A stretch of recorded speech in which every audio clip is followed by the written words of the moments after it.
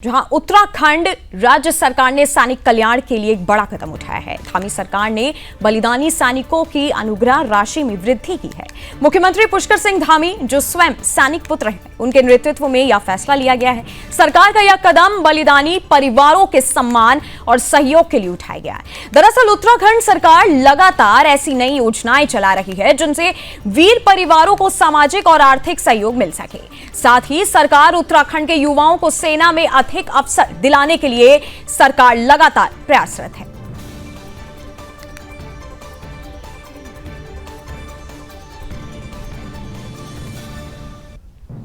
साथ ही ये तस्वीरें आपके सामने हैं जिसमें बलिदानी परिवार के लिए सरकार की नई योजनाएं, सैनिक कल्याण, बलिदानी सैनिकों की अनुग्रह राशि में वृद्धि की गई है, अधिक अवसर दिलाने के लिए प्रयासरत।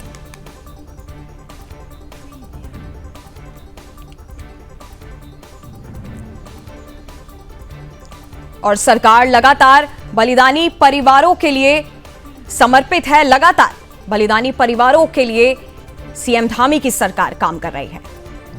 बलिदानी परिवारों के लिए सरकार की नई योजनाएं, युवाओं को सेना में अधिक अवसर भी दिलाने के लिए प्रयासरत, साथ ही सैनिक कल्याण को समर्पित धामी सरकार।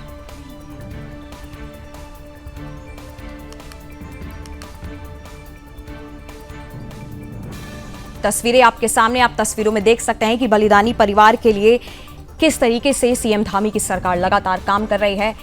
सैनिक कल्याण को समर्पित धामी सरकार है। बलिदानी सैनिकों की अनुग्रह राशि में वृद्धि। और साथ ही लैंसडाउन में पौड़ी घड़वाल में बलिदानी सम्मान समारोह हुआ। समारोह में शामिल हुए सीएम धामी।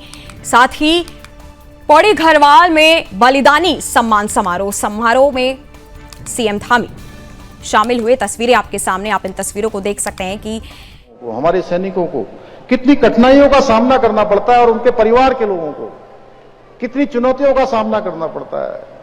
जब कोई बेटा शहीद होता है तो उस मां से पूछिए, उस बहन से पूछिए, उनकी पत्नी का क्या हाल होता है, बच्चों का क्या हाल होता है। पिता 4-4, 5-5, 6-6 दिनों तक, जब तक कि वो पार्थिव शरीर घर नहीं पहुंचता, तब तक उनकी स्थिति किस प्रकार की होती है, मैंने वो बहुत नजदीक से देखा है भाइयों बहनों। उनके दर्द को देखा है, क्योंकि मैं उसी परिवेश में पला बड़ा हूं। इसलिए मेरे हृदय में हमेशा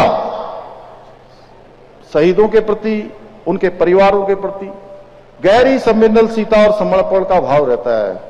इसलिए हमारा ये प्रयास है कि यही भाव हमारी सरकार के हर कामकाज में दिखे।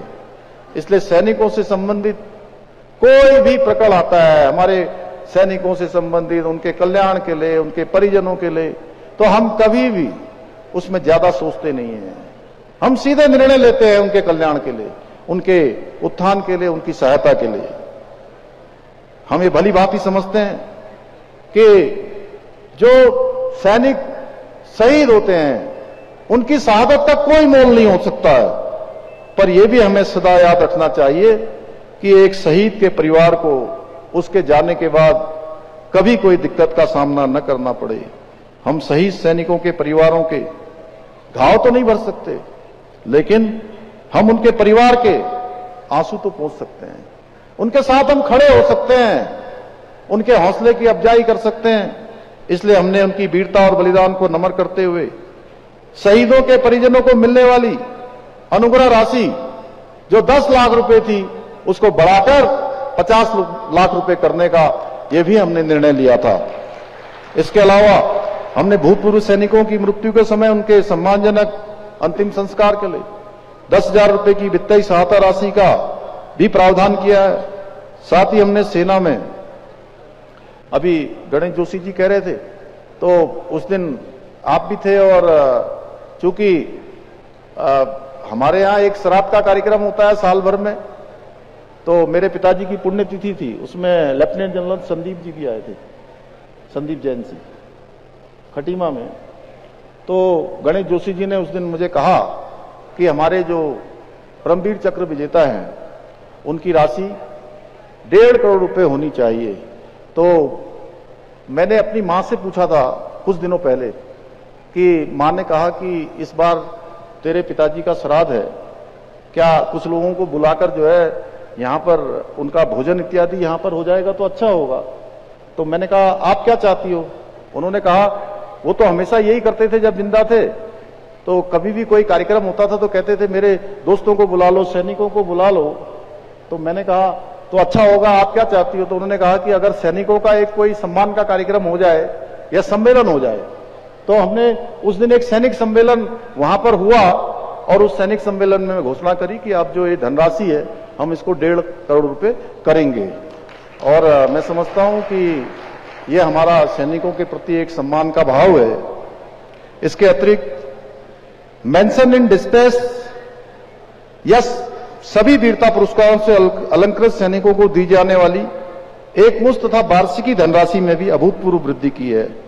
सरकार द्वारा युद्ध विधवा एवं युद्ध अपंगों को 2 लाख रुपए की आवासीय सहायता भी प्रदान की जा रही है।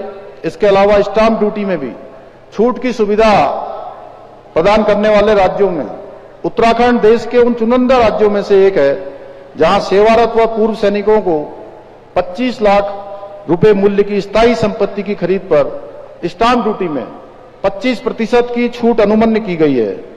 हमने शहीदों के परिवार के एक सदस्य को सरकारी नौकरी में समायोजन करने की भी शुरुआत की है कि कोई भी शहादत होती है तो उनके परिजनों को सरकारी सेवा में उनको रोजगार मिलना चाहिए। इसके अंतर्गत अभी तक वर्ष 2018 से लेकर 28 शहीद आश्रितों को नियुक्ति दी जा चुकी है और 13 की नियुक्ति प्रक्रिया अभी गतिमान है। साथ ही सरकारी नौकरी के लिए आवेदन करने के लिए पहले ये समय सीमा केवल 2 वर्ष की होती थी। हमने इसको कैबिनेट में मंत्रिमंडल में प्रस्ताव लाकर अब 5 वर्ष 2 वर्ष से बढ़ाकर 5 वर्ष किए जाने का भी निर्णय लिया है। ये सभी कदम हमारे वीर सैनिकों और उनके परिवारों के प्रति सम्मान और समर्पण का प्रतीक है। मैं आज इस पवित्र भूमि से जहां से देश की सीमाओं पर अपनी शहादत देने वालों की संख्या असंख्य है, असंख्य रूप से योगदान करने वाले हमारे वीर सैनिक यहां से प्रेरणा लेकर आगे बढ़ते हैं। मैं आप सबको विश्वास दिलाना चाहता हूं कि इसी प्रकार हमारी सरकार सेवारत सैनिकों, पूर्व सैनिकों और उनके आश्रितों के हितों के लिए निरंतर प्रयास करती रहेगी, कभी पीछे नहीं हटेगी। भाइयों बहनों, आज मुझे देखकर अत्यंत गर्व की अनुभूति होती है कि आदरणीय प्रधानमंत्री श्री नरेंद्र मोदी जी के कुशल नेतृत्व में सैनिकों का मनोबल बढ़ाने के साथ साथ हमारी सेना को अत्याधुनिक संसाधनों से भी युक्त किया जा रहा है। आज भारत न केवल आत्मनिर्भरता की दिशा में रक्षा के क्षेत्र में अग्रसर हो रहा है, बल्कि कई देशों को उपकरण और संसाधनों का निर्यात भी कर रहा है। एक समय था, हम सबको याद होगा, एक समय था जब छोटे से छोटे उपकरणों के लिए भी हमें विदेशों पर निर्भर रहना पड़ता था। लेकिन आज आदरणीय प्रधानमंत्री श्री नरेंद्र मोदी जी के नेतृत्व में भारत रक्षा सामग्री के निर्यात करने वाले देशों के शीर्ष सूची में सम्मिलित हो गया है। यानी कि दुनिया के जो शीर्ष देश दूसरे देशों को हथियारों का निर्यात करते हैं, उनमें से भारत पहली पंक्ति के देशों में शामिल हो गया है। यह हमारे प्रधानमंत्री जी की नीति का और उनके नेतृत्व का कमाल है। आप सभी जानते हैं, अभी ऑपरेशन सिंदूर के दौरान भारत के स्वदेशी हथियारों की शक्ति को पूरे विश्व ने देखा है। हमारी ब्रह्मोस मिसाइलों ने, आकाश मिसाइलों ने पाकिस्तान के अंदर जाकर उनके एक एक आतंकी अड्डे से लेकर उनके बेसों को नष्ट करने का काम किया है। भाइयों बहनों, हम सभी पहले जानते हैं, एक समय था जब हमारे दुश्मन हमें आंख दिखाया करते थे, हमारे ऊपर हमला किया करते थे, आतंकवादी गतिविधियां किया करते थे, तो केवल इतना होता था, उस समय की सरकारें, उनके अंदर साहस नहीं था, राजनीतिक इच्छा शक्ति की कमी थी, केवल छोटी सी टिप्पणी कर दिया करते थे, निंदा कर दिया करते थे और पाकिस्तान को भला बुरा कहकर चुप बैठ जाया करते थे। यहां तक कि तुष्टीकरण के नीति के चलते हुए आतंकवादियों को, जिनको फांसी की सजा दी गई थी, उनकी फांसी की सजा माफ करने तक की गुहार लगाई जाती थी और कश्मीरी पंडितों के हत्यारे आतंकवादियों को प्रधानमंत्री आवास में उनकी खातिरदारी की जाती थी, अगर हम सबको याद होगा तो। लेकिन आज दुश्मन देश के किसी भी आतंकी हमले का हो, मुंहतोड़ जवाब देने का काम भारत की सेना करती है, क्योंकि भारत का आज नेतृत्व तो ऐसा है, अगर एक गोला आता है तो भारत